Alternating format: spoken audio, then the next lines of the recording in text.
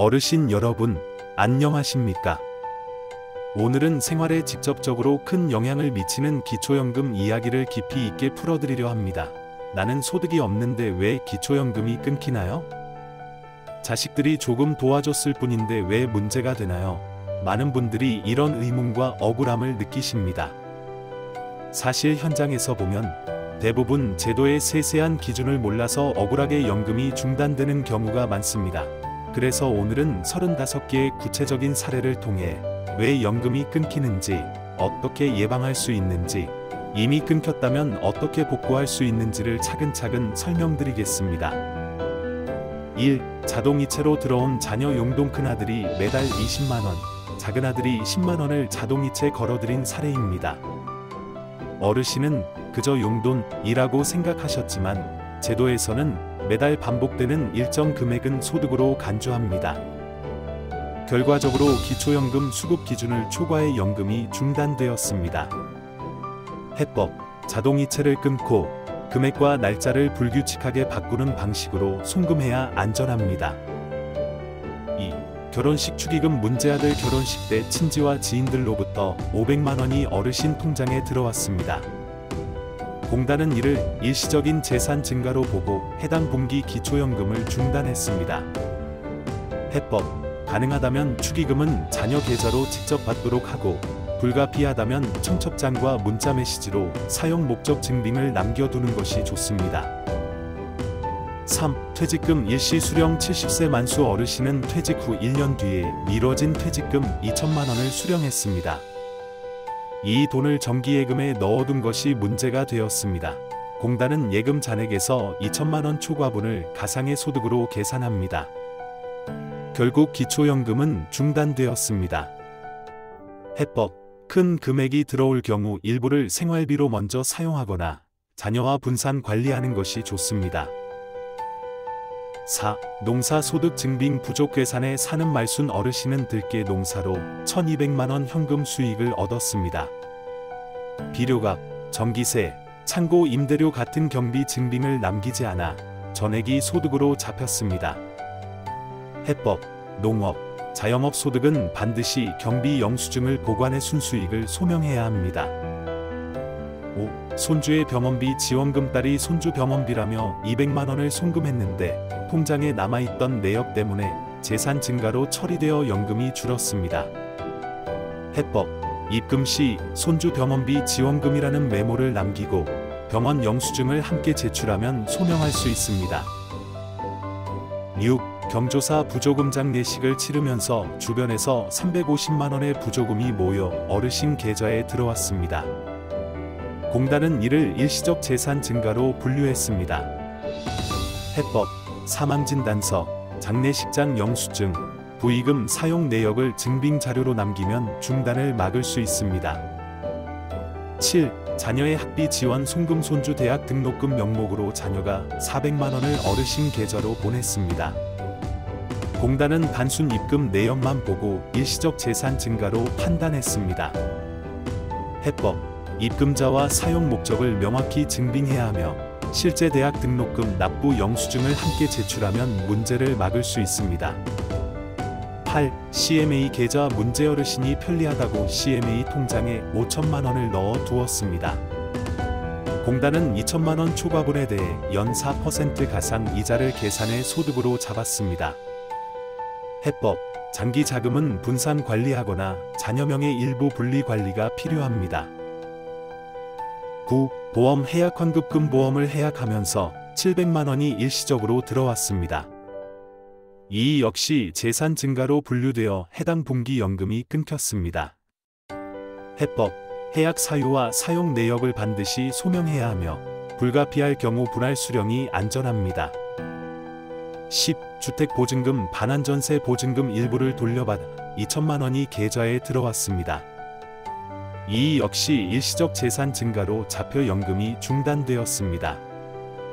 해법: 전세 계약서, 보증금 반환 영수증을 함께 제출하면 생활 안정 목적임을 소명할 수 있습니다. 11. 매달 10만원씩의 손주 용돈. 손주가 효도한다며 매달 10만원씩 송금했습니다. 작은 금액이라 생각했지만 정기적 입금으로 잡혀 연금이 감액되었습니다.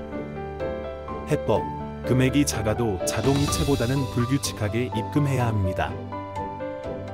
12. 생활보조금 착각지자체에서 받은 일시적 생활지원금 100만원이 소득으로 잡혔습니다. 공단 전산상에서는 성격 구분이 안 됐기 때문입니다. 해법: 지자체 발급 공문, 지원금 안내문을 증빙 자료로 제출하면 문제를 해결할 수 있습니다. 13. 자동차 판매 대금 오래된 중고차를 350만원에 팔아 입금받았습니다. 공단은 재산 증가로 판단했습니다. 해법: 자동차 매매 계약서, 차량 말소 증명서를 제출해야 일시적 거래임을 소명할 수 있습니다. 14. 장학금 입금 손주명의 장학금이 잘못 어르신 계좌로 들어왔습니다. 공단은 재산 증가로 인식했습니다. 해법: 학교 발급 장학금 확인서, 오입금 증명으로 해결 가능합니다. 15. 농협조합 배당금 조합원 배당금으로 매년 30만원씩 입금됩니다. 정기적 소득으로 반영됩니다. 해법: 소득 인정에 포함되지만 금액이 크지 않아 전체 기준을 초과하지 않는 선에서 관리해야 합니다. 16. 친구의 송금 친구가 도와준다며 500만원을 입금했습니다. 공단은 재산 증가로 보았습니다. 해법: 차용증을 작성해 빌린 돈임을 명확히 하면 소명할 수 있습니다. 17. 땅 임대료 수익 매년 1회 200만원이 임대료로 들어옵니다. 정기적 소득으로 잡혔습니다. 해법: 임대차 계약서를 통해 일시적 거래임을 증명하고 실제 순수익을 계산해야 합니다. 18. 자녀 결혼준비 지원금 딸이 결혼준비비라며 300만원을 송금했습니다. 공단은 일시적 재산 증가로 처리했습니다. 해법: 청첩장, 자녀 확인서를 통해 목적을 증명하면 복구 가능합니다. 19. 돌잔치 축의금 손주의 돌잔치에서 받은 400만원이 어르신 통장에 들어왔습니다. 해법: 행사 관련 영수증과 초대장으로 입증해야 합니다. 20. 농기계 판매 대금원 농기계를 팔아받은 350만원이 재산 증가로 잡혔습니다. 해법: 매매 계약서와 기계 말소 증명서로 소명할 수 있습니다. 21. 병원비 환급금 입원비 선납 후 250만원 환급받은 내역이 소득으로 반영되었습니다. 해법: 병원 영수증과 환급 내역서를 함께 제출해야 합니다. 22. 지인의 계좌 차고 입금 지인이 실수로 500만원을 입금했습니다. 공단은 일시적 재산으로 판단했습니다. 해법: 오입금 확인서, 반환 내역을 제출해야 합니다. 23. 연금저축 해약금 연금저축 해약으로 1,500만원이 들어왔습니다. 재산 증가로 계산되었습니다. 해법: 분할 해약을 고려하거나 사용 내역 증빙이 필요합니다. 24. 사망보험금 수령 배우자 사망 후 받은 1,000만원 보험금이 소득으로 잡혔습니다. 해법: 보험사 지급 확인서, 장례비 영수증으로 소명할 수 있습니다. 25. 중소기업 퇴직연금 일시금으로 1,200만원을 받아 예금에 넣은 사례입니다. 해법: 분산관리, 일부 사용 후 잔액을 줄여야 합니다. 26. 손주의 등록금 대납 자녀가 등록금을 대신 보내며 어르신 계좌를 거쳤습니다. 해법: 입금자와 대항 납부 영수증을 반드시 함께 소명해야 합니다. 27. 농산물 판매 대금 일시 수령마늘 농사 대금 800만원이 한 번에 입금되었습니다. 해법: 농업 경비 지출 영수증이 없다면 순수익으로 잡히므로 반드시 경비 내역을 챙겨야 합니다. 28. 주식 매도 대금 주식 투자금 회수 600만원이 입금되었습니다. 공단은 재산 증가로 보았습니다. 해법: 투자 원금과 손익 내역서를 제출해야 합니다. 29. 카드사 캐시백 카드 캐시백 50만원이 입금되어 소득으로 계산되었습니다. 해법: 카드사 안내문, 이벤트 성격을 증명하면 제외될 수 있습니다. 30. 공동명의 부동산 처분대금 부동산을 팔며 본인 지분 1,000만 원이 입금되었습니다. 해법. 매매 계약서와 지분 내역을 통해 실질 소득 여부를 소명해야 합니다.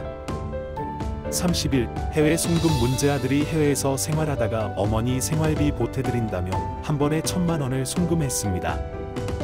어르신 입장에서는 이건 그냥 자식이 보내준 효도비였지만 공단은 해외 송금 여부와 상관없이 일시적 재산 증가로 분류했습니다. 특히 금액이 300만 원을 넘었기 때문에 심사 대상에 자동으로 걸렸고 연금은 해당 분기 동안 중단되었습니다. 해법. 해외 송금도 똑같이 증빙이 필요합니다. 자녀가 생활비 보조를 위해 송금한 것이며 일회성이라는 점을 확인서와 메시지 기록으로 남겨야 합니다. 가능하다면 자녀 본인 계좌에서 생활비 지출이 직접 처리되도록 하는 편이 안전합니다. 32. 상조회 환급금. 어르신이 올해 가입했던 상조회에서 일부 해약 환급금으로 400만 원을 돌려받았습니다.